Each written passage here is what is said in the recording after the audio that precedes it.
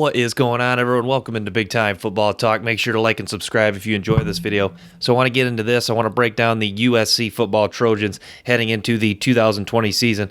It all starts at the quarterback position. Kaden Slovis, guy that took over when JT Daniels got hurt. I love what Slovis did last year. I love his arm strength. I think he's a super talented kid, good decision maker, very competitor. He's a guy that prepared like he was the starter when he took over, and that was something he said in that interview after the game when he took over and got him that victory. Really liked Slovis a lot last year. 3,502 yards passing, 30 touchdowns, 9 interceptions. Slovis, a guy that is going to be a key X factor to the success of this team next year. Stephen Carr is a guy I like at running back, pretty tough physical runner for USC, likely going to be their starter. Have two of their top receivers back. Amon-Ra St. Brown, a guy I've talked about in this podcast a lot, a very talented receiver for the Trojans, over 900 yards receiving. Tyler Vaughn's another guy that returned. So they returned two of their top three. They lose Michael Pittman. He goes over to the Indianapolis Colts, was drafted by the Colts in the second round. Tyler Vaughn's last year, 912 yards receiving and 6 touchdowns. Get transfer Brew McCoy, former 5-star prospect, committed to Texas and is now on his way to USC. So Brew McCoy, another guy to watch out for the Trojans next year. They returned 3 starters on the offensive line, but do lose Austin Jackson, the fantastic offensive tackle. He's going to head over to the Miami Dolphins to protect likely Tua Tagovailoa next year for the Dolphins. And then on the defensive side of the ball, hopefully I don't butcher this name, but Apale Gotate, or I don't know. It's spelled P-A-L-A-I-E, the linebacker, former 5-star prospect anyways.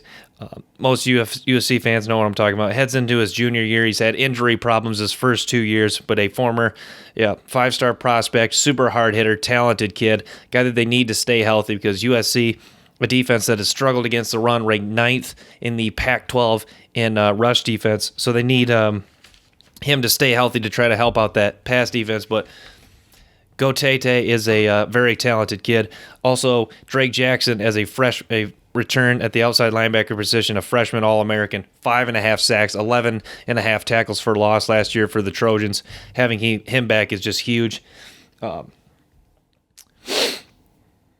USC, though, the talk is about their recruiting class in 2019, 54th ranked recruiting class, which is just inexcusable for USC considering all the talent in the state of California and all the talent in the Los Angeles area.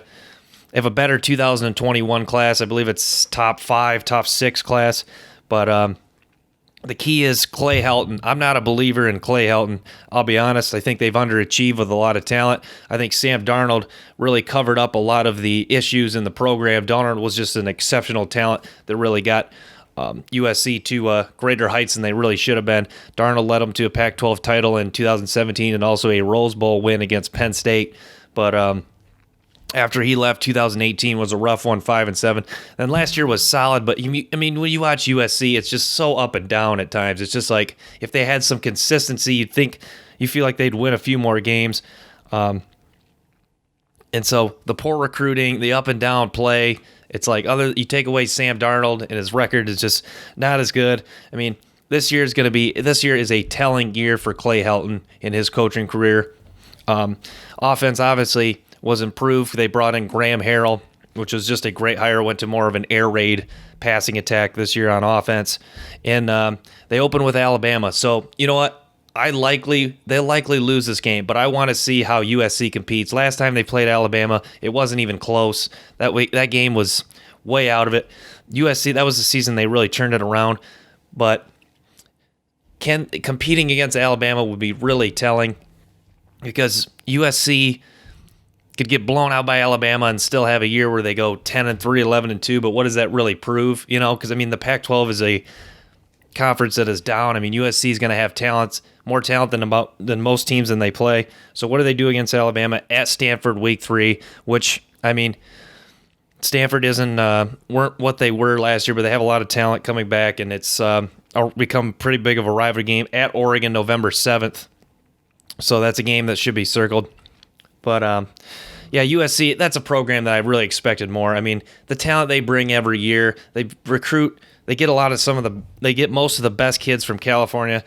No reason why USC shouldn't be dominating the Pac-12. I mean, but people, it seems like people laid off Helton a little bit. Last year, he was very much on the hot seat. A lot of people, even Snoop Dogg and some alumni, were not happy with the state of the program. But this year was a lot better with Kaden Slovis. Yeah, Kaden Slovis. So I'm anxious to see what he does against Alabama, because he's a guy that if he goes off against Alabama, he will be getting even more buzz, even more draft hype when he comes out.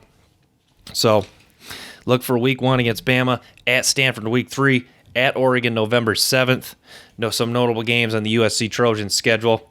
So thanks for tuning in to Big Time Football Talk. Make sure to like and subscribe if you enjoy this. Follow me at Big Time Football, 1L.